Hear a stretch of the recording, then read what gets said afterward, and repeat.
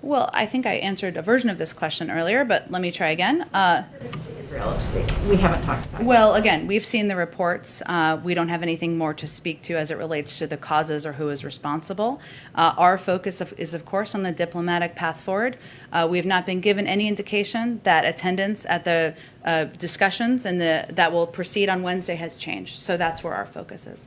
But is there concern that the actions of an ally are derailing the U.S. I think I've efforts? answered your question. Did you have another one? I didn't think it was an answer. Okay. I'm sorry to Okay. hear that. I've answered it a couple times. Okay, let me just quickly follow up. Senator John Cornyn called Joe Biden's tweets unimaginably conventional and said that his comments were largely scripted and questioned whether he was really in charge. Does the White House have any reaction to that? Well, I can confirm that the President of the United States does not spend his time tweeting conspiracy theories. He spends his time working on behalf of the American people. Last night on 60 Minutes, Jerome Powell said he and other forecasters already see that happening. So I wonder if the optimistic outlook changes the president's priorities in the plan at all and offers more wiggle room for negotiation in certain areas. Do you mean to we don't need as many jobs? I mean, the goal of the plan is to create jobs and stimulate the economy, and they're saying that's already happening, which is a great thing. So is he willing to scale back on some of these items because we're already seeing growth? Well, I unfortunately, I regularly watch 60 Minutes. I did not see the whole episode, so I don't know the whole context of his remarks. But I will say that part of what economists feel is that we are still behind, that we need to still do more. There are still parts of the American population, high levels of unemployment among African Americans, Latino Americans. Thank you. And on the state-by-state fact sheets that you released this morning, can you just share how that process happened, including who was involved in putting together the state-by-state reports and what the metrics were to assign that final grade for each state? Well, it was done by a collection of smart and brilliant people on our economic team that you probably wouldn't necessarily identify on the street, but sounds like a good profile piece to me. But they work to identify what the needs are in the states. I don't know that I have the exact process to outline for you, but maybe you can work with state officials and local departments as well to decide what each state needs. What the needs are. I'm happy to check and see if there's more about the process that we can. What's the White House response to that, and has the President or Secretary Buttigieg spoken to Manchin about that corporate tax rate? Well, we are in regular touch with a range of officials, senators, members of Congress. There have been dozens and dozens of meetings and briefings. I don't have a specific readout of our engagements with Senator Manchin. I'm sure he could share that with all of you. Do you think that the White House has had any part in this, in having a sort of maybe pessimistic message towards some Americans who are skeptical of this administration, who for partisan reasons or otherwise, to see vaccinated people in the cabinet or the president continuing to wear masks around each other, or hearing that things won't be back to normal as the vaccine continues to be distributed? Do you think that that is having a negative effect at all? On people, make sure I understand your question. On people not taking the vaccine? Yeah, people who are skeptical of the vaccine and who don't trust the Biden administration. Well, look, I think, one, we recognize we're not always the best messengers. That's why we're working with these local organizations and groups, because we certainly know that President Biden and Vice President Harris may not be the right voices in a range of communities across the country. Two, we believe that part of our objective is to model public health guidelines, and that means continuing to wear masks. How do you strike that balance between being a model of the public health guidelines and also not contributing to this sense of hopelessness, perhaps, among people who are skeptical of the vaccine and maybe feel like getting it would not make a difference in their lives anyway? Sure. Yeah, I think a big part of what we're trying to do is provide accurate information about what getting a vaccine will enable the American people to do. With regard to the militarization of the borders in Central America and the agreements that have been secured, did the White House in any way secure any, or is the White House concerned, given the record number of children that have been making this trek, that they are at greater risk given the fact that these are soldiers, not daycare workers? Well, I think the objective is to deter the journey. And so that's why our discussions with these countries involved increasing law enforcement capacity at the border. Is there a worry, though, about sort of this increased militarization, given? I didn't call it that. Those are your words, not mine. We worked with them to increase law enforcement at the border to deter the travel, which is a treacherous journey, where many lose their lives. I think we have to gather. Thank you so much. Okay. Critical necessity of passing the American Jobs Plan so we can invest in vital infrastructure, create good-paying jobs, and grow our economy. On the screens behind me, you'll see some of the needs outlined and the tangible difference the jobs plan will make in improving the lives of Americans. So for a few highlights here, from 2010 to 2020, Florida has experienced 22 extreme weather events, costing the state up to $100 billion in damages. The president is calling for $50 billion to improve the resiliency of our infrastructure. Of course, there are many states across the country that have had weather events and have been impacted, but this is just one of the examples. In Michigan, there are more than 1,200 bridges and over 7,300 miles of highway in poor conditions. That's clearly an area that could benefit from funding, including the $115 billion for repairing roads and bridges in the plan. In South Dakota, 13% of South Dakotans do not have access to acceptable broadband speeds. That's something we'd love to improve. Why there's $100 billion to propose to bring universal, reliable, high-speed, and affordable coverage to every family. And in Nevada, finally, 243,000 renters spend more than 30% of their income on rent. One of the reasons the president has proposed investing over $200 billion to increase housing supply. So they're state by state. You should all have them, but what they really do is identify the needs in these states and how this package could benefit. As we've talked about a bit in here, there are different types of funding for infrastructure that would be worked through with Congress as the discussions proceed. Finally, I also wanted to highlight a significant win for American workers in the American auto industry over the weekend, late Saturday night into Sunday morning. As you know, a key part of the president's Build Back Better plan includes a significant increase in the number of electric vehicles and batteries built here in America.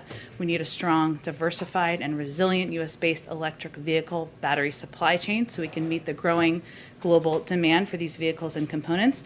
And the settlement we announced over the weekend, or I should say was announced by USTR and others, by SK Innovation and LG, is a positive step that builds confidence in their reliability and responsibility as suppliers to the U.S. auto industry. It's great news for many people in the country, including people of Georgia and other states that are impacted a great deal by this issue. With that, Alex, kick us off. Jen, I wanted to ask about the attack on Iran's Natanz nuclear facility. Is there concern within the White House that this will derail ongoing talks to reestablish the Iran nuclear deal? And has there been any effort by the administration to reach out through intermediaries or any other way to Tehran and make clear that the U.S. wasn't involved in these attacks, or in the attack? Well, we of course have seen the reports of the incident at the Natanz enrichment facility. The U.S. was not involved in any manner. We have nothing to add on speculation about the causes or the impacts. I will say on your first question, though, we are focused on the discussions that we expect to proceed this Wednesday in Vienna. To the diplomatic discussions that have been taking place and took place last week. We expect them to be difficult and long. We have not been given any indication about a change in participation for these discussions. And then with respect to the semiconductor summit, are there any actions the White House or the federal government can take immediately to address the chip shortage? Or, is this just the kind of thing that you need reforms and more funding for? And then does the president see the shortage as a national security issue? We certainly do. I will say there are a number of steps that we believe we can take as a federal government. We believe there needs to be a holistic, long-term, across-government approach. In the near term, we're engaging with industry, as is evidenced by the meeting that's taking place shortly, later this afternoon, as well as our international partners to ensure that American companies are operating on an even playing field. Even before this meeting today, I should say, we have also proposed major investments. That's something we feel the federal government could also do. We've called on Congress to invest $50 billion in semiconductor manufacturing and research, as called for in the Bipartisan CHIPS Act. We have also called for additional funding there's also bipartisan proposals, I should say, like an investment of $50 billion in the National Science Foundation, which would create a technology directorate that will focus on fields like semiconductors and advanced computing to help increase our competitiveness at home. So our view is that this is certainly something where we need to work closely with industry. We need to work closely with Congress, Democrats and Republicans. There's agreement on this issue being one that's impacting industries across the country, also with allies and partners, and how we can prevent this shortage from happening in the future. Go ahead. Thank you, Jen.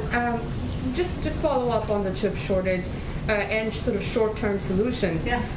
Any conversations perhaps with chip manufacturers, like for example, Samsung, to prioritize U.S. orders for automakers, or any thoughts on perhaps getting rid of regulations that'll help kick in supplies for automakers? Any sense of what you can do now?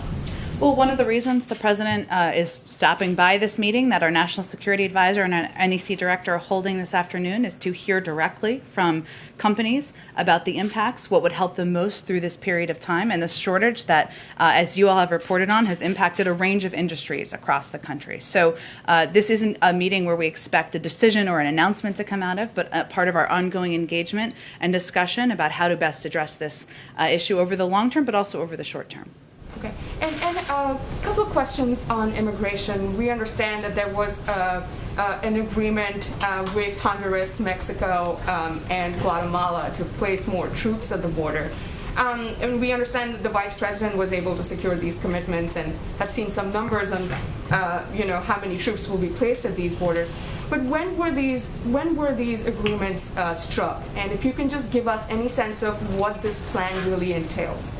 Well, there have been a series of bilateral discussions between our leadership and the regional governments of Mexico, Honduras, and Guatemala. Through those discussions, there was a commitment, as you mentioned, to increase border security. So Mexico made the decision to maintain 10,000 troops at its southern border, resulting in twice as many daily migrant interdictions. Guatemala surged 1,500 police and military personnel to its southern border with Honduras and agreed to set up 12 checkpoints along the migratory route. Honduras surged 7,000 police and military to disperse a large contingent of migrants. As with any diplomatic discussion, these discussions happen at several levels. And certainly, as you know, we have an envoy who has discussions with the region. We've had Roberta Jacobson working for a period of time to help have these discussions with the region about what steps can be taken to help reduce the number of migrants who are coming to the U.S.-Mexico border. So fair to characterize it as these agreements were struck recently, and in the past few weeks? Would it be fair to say that? I think that's fair to say, but I would also say that often these discussions are ongoing over a period of time and take place at several levels of the government, both here and within these countries. And is the plan to sort of apprehend these migrants who are trying to cross the border, or sort of as they're already on their way to the United States, is the plan to sort of, stop them there? How will this work? You'd have to speak with these countries about how they will be implementing. I think the objective is to make it more difficult to make the journey and make crossing the borders more difficult. Okay, thank you. Go ahead, Kelly. On Minnesota and another officer-involved shooting that resulted in the death of an African-American man, has the White House been in touch with Governor Walz, or are there any resources from the federal government that are being offered? And this comes at a time when obviously the Chauvin trial is progressing. Is there a federal plan for when that trial reaches its conclusion, whatever the outcome may be? And thirdly, I'm racing through them because we're short on time today. The president had promised as a candidate a police commission that Dr. Rice says will not go forward at this time. It seems obviously that officer-involved interactions with the public are intensely important at the moment. So first on Minnesota, and if you could address the police commission going forward. Sure, and just check me if I don't get to all of your questions. I will try to do my best. Let me first say that we are incredibly saddened. We were incredibly saddened to hear about the loss of life at the hands of law enforcement in Minnesota yesterday. The president has, of course, been briefed. He will have a few words he will share at the top of the semiconductor event that will be starting shortly. Hence, we'll be moving through our questions here about his own thoughts. We are also in touch with the governor, in touch with the mayor, in touch with local law enforcement authorities as well. I would say it is a reminder of the pain, the anger, the trauma, the exhaustion that many communities across the country have felt as we see these incidents continue to occur within just a few miles of where the tragic events happened just a year ago. In terms of the police commission, we have been in very close contact over the course of several months back to the transition with both civil rights activists, with law enforcement authorities and the law enforcement community about what would be most effective moving forward. And as Dr. Rice conveyed, or I think the statement we put out, I should say, conveyed, we have made a decision in coordination that the best path forward is to work to pass the George Floyd Policing Act, that has a great deal of the content, of the policy changes, of the necessary reforms that we would all like to see in place. So that was a collective decision, and that's where our focus will be. And is this a delay, or do you expect it to just not go forward at all? Well, we expect, for the time being, for our focus to be on moving the legislation forward and not on the Policing Commission. Go ahead. You mentioned, the focus is now on passing the George Floyd Policing Act. It's been over a month since we've heard the president talk about this, though. We haven't seen a big push, at least not publicly, from this administration. What kind of steps are you taking to pressure Congress on this, and should we expect to see this sort of rise on the list of your priorities? You obviously have a very full plate. We do, but I would say that the president was addressing racial equity, ensuring that we are putting in place long overdue reforms. Real change is a priority for him. It is something he looks forward to continuing to discuss with members of Congress. He believes that there is a path forward, that this piece of legislation offers that path forward, and he certainly will use the power of his presidency to move it forward. You mentioned that civil rights groups recommended against this commission. Did they put forth other recommendations, steps that the White House can take while you try and pressure Congress, wait and hope that the Senate will act on them?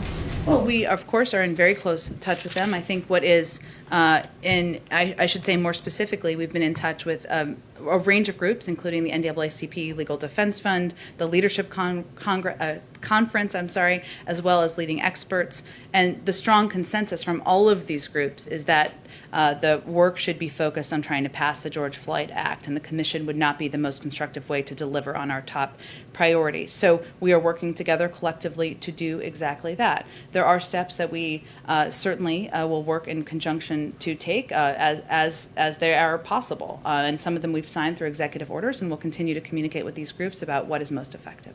Just quickly on infrastructure, the president is having this bipartisan meeting today, but what is your message to some congressional Republicans who have expressed skepticism about whether the White House is authentically interested in negotiating here, given how things played out with the COVID relief bill?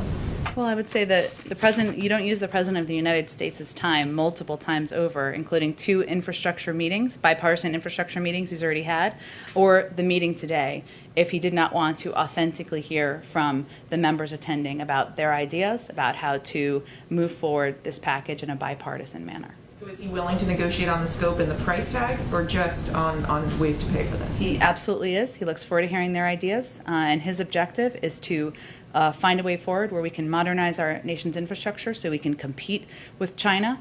He's proposed a way to pay for it, which is what he thinks the responsible thing is to do, and he hopes they'll come to the table with ideas. Go ahead, Josh. I get asked for an update. On March 18th, you said that there was a stockpile of 7 million AstraZeneca doses, some of which were loaned to the Canadians and Mexicans. Can you give us a current number and say whether the president is considering sending more either to those countries or other countries? I don't have anything to predict in terms of sharing the stockpile at this point. I can assure you that we don't want that stockpile to expire. And obviously, we don't have control over the FDA approval process, but I don't have anything more to preview for you at this point. When the first made doses that are in that stockpile would expire? How much I'm runway is happy. there? I'm happy to check for you, Josh, and see if there's more we can share. And AstraZeneca themselves, of course, could share more details probably. Does the White House know whether any U.S.-made shots have left U.S. soil other than those loans? In other words, shots made on U.S. soil but not for the U.S. government? From the companies? Yeah, correct. So can the companies sell, export currently, as long as they're meeting their U.S. obligations? I think that's a question about their contracts. Obviously, we've had this discussion before. There's an obligation under certain contracts to deliver on the commitments made in the contract with the U.S. government, especially when the Defense Production Act has been invoked. But I would send you to the companies for that question. Okay. Can I ask just a couple of personnel things? You mentioned Roberta Jacobson. Why did she make the decision to step down from that post? And can you say whether it's accurate that Cindy McCain is being considered for the UN Food Ambassador Program post? Sure. On the first, I would say it was always Ambassador Jacobson's intention to stay for about 100 days. She's been a diplomat serving in a range of roles around the world, from ambassador to Mexico to assistant secretary for WHA for decades. And she is retiring, as she deserves, as she has certainly paid her time to do. And so that was always her intention, to stay for a period of time. In that period of time, of course, we have also announced the naming of an envoy, Ricardo Zuniga, who has played a prominent role in the Western Hemisphere in the past for the U.S. government. He'll be playing that role. The president's asked the vice president to play an elevated role in engagements and negotiations with the Northern Triangle, hence our earlier discussion about her role there and the path forward there. So there are a range of officials who will continue to do this work. We were fortunate to have the work and the expertise and experience of Ambassador Jacobson as long as we have. There is an ongoing process on ambassadors. I know that there's a lot of eagerness and interest in learning more. It's ongoing. The president has not made the decision about the vast majority of his ambassadorial nominations. Thank you. Go ahead. Thanks, Jen.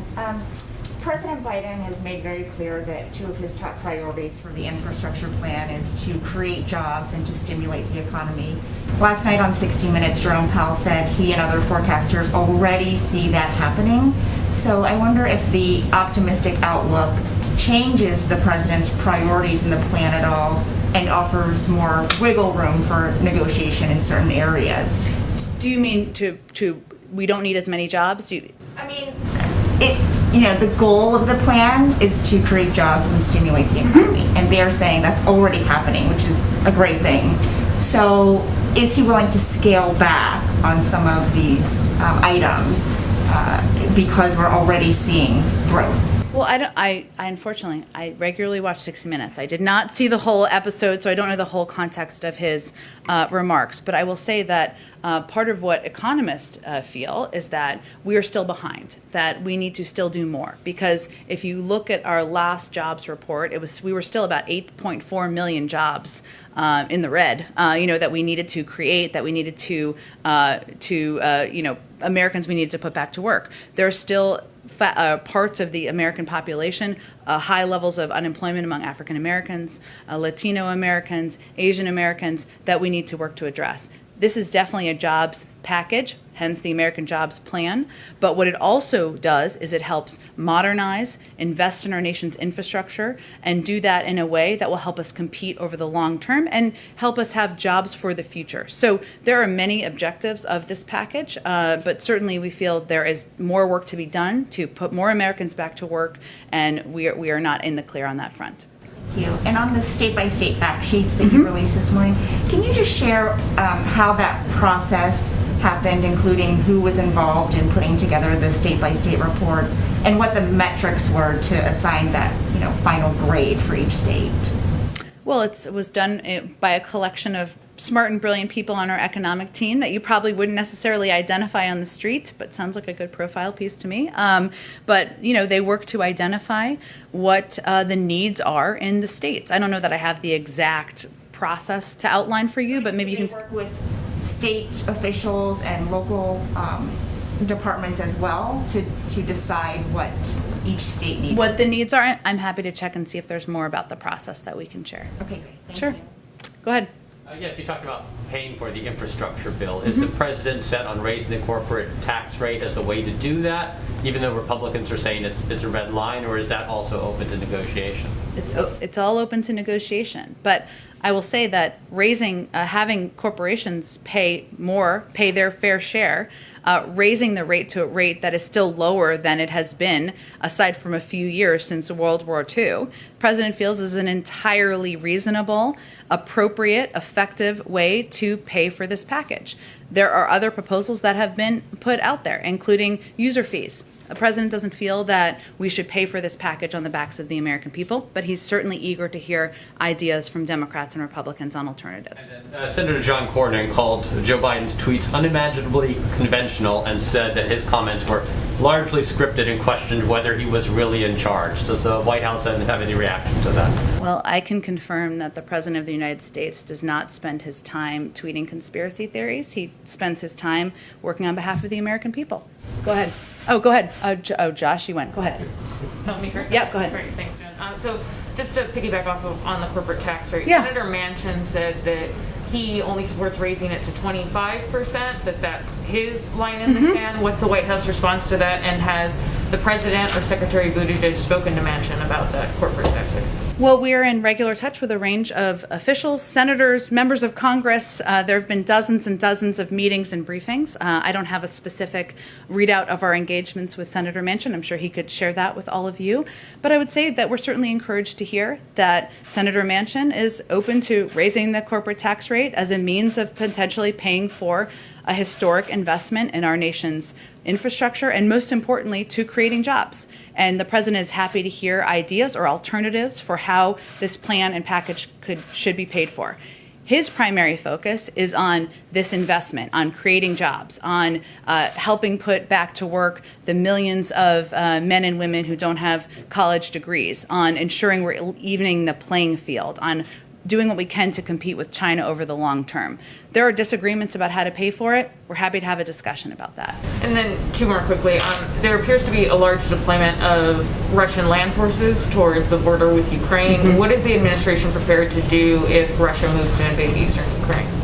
Well, first let me say we are concerned, as I've said in the past, but we've been, of course, watching it over the course of the weekend about the increasing aggression of Russian forces on the border.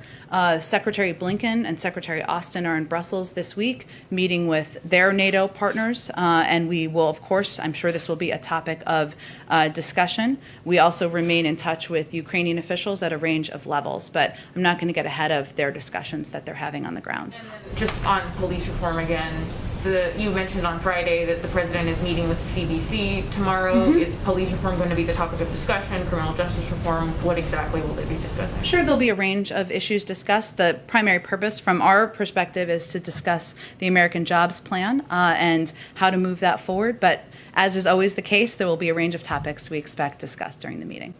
Do we have to gather? It's 12:45. I think it's 1 o'clock. 12:55. Okay, 10 more minutes. Alex is so responsible for keeping track. She is. Yeah, go ahead. When can we expect to see the president announce the American Family Plan? That was supposed to be coming soon. When can we look for that? Also, there's some talk about making the expanded child care tax credit permanent. Or is the administration looking at extending it or making it permanent at this point? So the president believes there's a huge benefit of the child tax credit. That's why he put the child tax credit in his ARP, American Rescue Plan, because he feels it's important, it's vital. It will help get the 2 million women who are out of work back to work, hopefully back into the workforce. Expect you'll hear more on the American Families Plan in the coming weeks, but I don't have an exact date for you quite yet. Nothing on whether or not the administration is considering making it permanent or just extending it. I don't have anything more to preview for you on the American Families Plan, although just to reiterate, the president believes the child tax credit is a way to help American families and especially all of the working moms out there who are trying to make ends meet. Go ahead. Me? Yeah, go ahead. So I want to follow up on a question I asked, I feel like it's a month ago now. It may have been. The New York Times last week came out with a story that Mississippi was having a hard time getting folks vaccinated, but it's not just Mississippi, it's a bunch of other rural states, Ohio, Oklahoma, they're at 34% vaccination rate, even so opening up vaccines to out-of-staters. I know we talked a little bit about before the preliminary steps, but has the White House been in touch with these governors to see what they can do now? Because of course this impacts herd immunity and the goals of the White House just to get these shots in arm.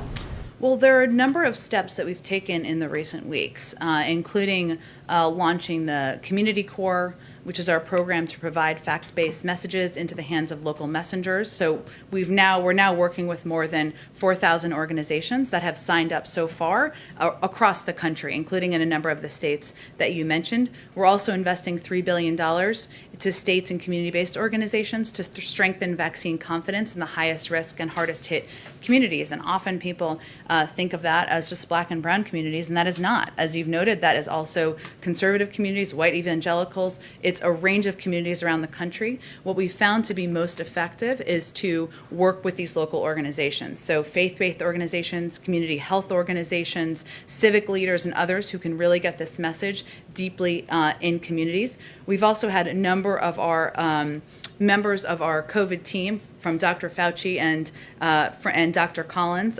participate in a range of media interviews. You know, an example is Dr. Collins participated in the 700 Club. Dr. Nunez-Smith hosted a faith leaders roundtable. We're also we've run PSAs on the deadliest catch. We're engaged with NASCAR and country music TV. We're looking for a range of creative ways to get directly connected to white conservative communities. We won't always be the best messengers, but we're still trying to meet people where they are, but also empower local organizations. And just a quick follow-up, does the White House endorse these states opening up their vaccines to folks from out of state? You know, these do expire, so that rather than them sitting on the shelf, they're going to go to somebody else. Well, these states are all going to have their own implementation plans, and we certainly work with them to advise how to distribute the vaccines as equitably as possible and as effectively and efficiently around states. No state is 100% vaccinated, as we know. So our focus has been working with them on how to get them to the communities that are the hardest hit. Go ahead. Sorry, go ahead. Go ahead. Thanks. So why hasn't President Biden signed the presidential determination that would lift former President Trump's immigration policies, including the 15,000 person refugee cap? It's an issue he remains committed to, as he announced. I just don't have an update on the signing of the paperwork.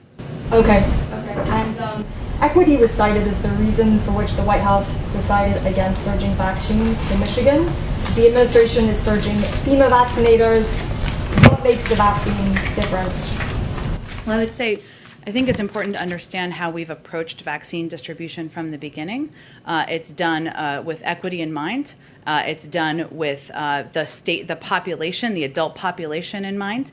We don't pick by our friends. We don't pick through a political prism. We pick through what is most effective to be fair and equitable around the country. We also made an announcement during the transition that we were not going to hold on to a big supply. We distribute and get the supply out as quickly as possible. So that's why our focus is on working with states like Michigan to surge testing, surge tracing, surge the distribution of therapeutics, areas where we have the ability to provide additional help, additional resources, but we're not in a place, nor will we be, where we take supply from one state to give it to another. Okay, I see. Go ahead. Follow up on Brittany's question about vaccines.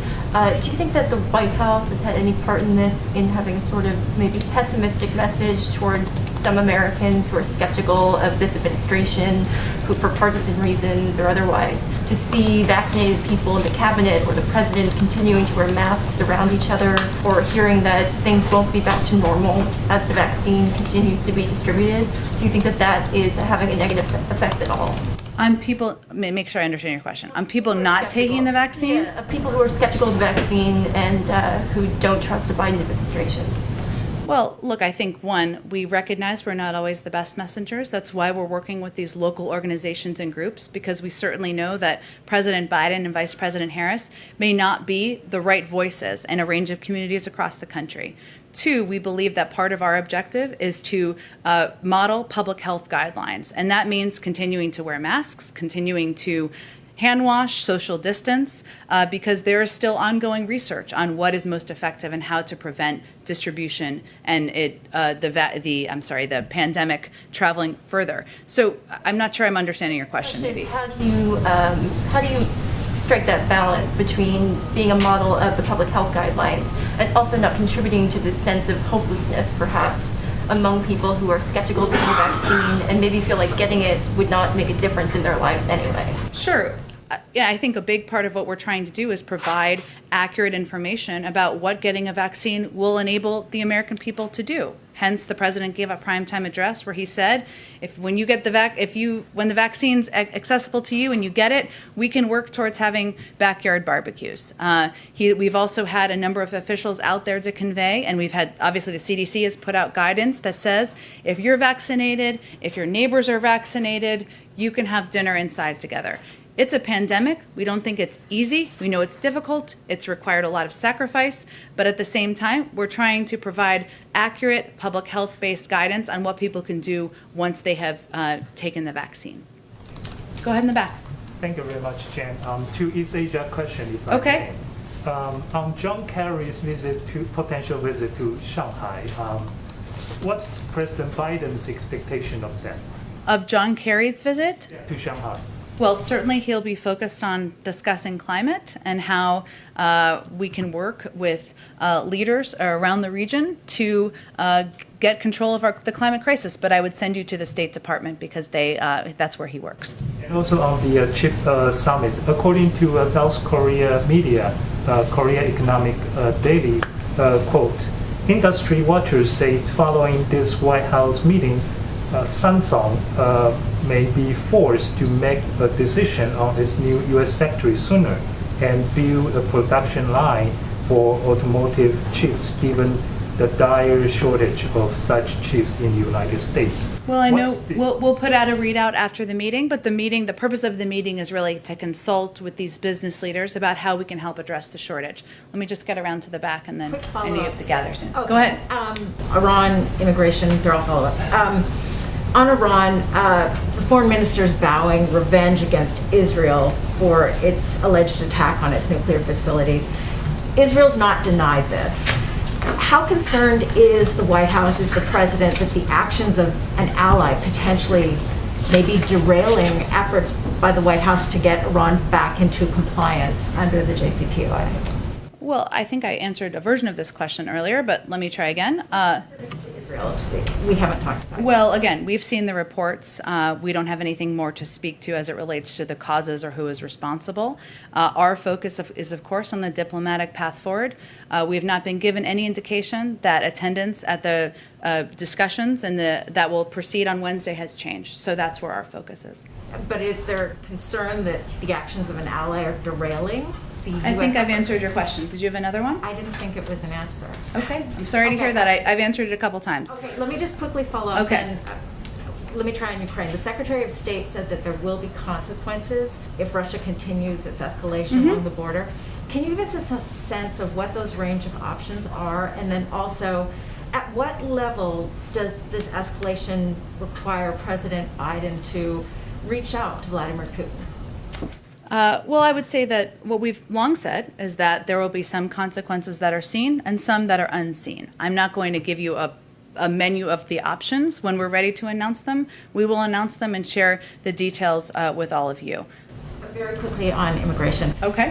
With regard to the militarization of the borders in Central America, the agreements that have been secured, did the White House in any way secure any, or is the White House concerned, given the record number of children that have been making this trek, that they are at greater risk given the fact that these are soldiers, not daycare workers? Well, I think the objective is to deter the journey. And so that's why our discussions with these countries involved increasing law enforcement capacity at the border. Is there a worry, though, about sort of this increased militarization given? I didn't call it that. Those are your words, not mine. We worked with them to increase law enforcement at the border to deter the travel, which is a treacherous journey where many lose their lives. I think we have to gather. Thank you so much. Okay. Expect anything on Afghanistan this week? I don't have anything to preview for you on the timeline. Okay. Thanks, everyone.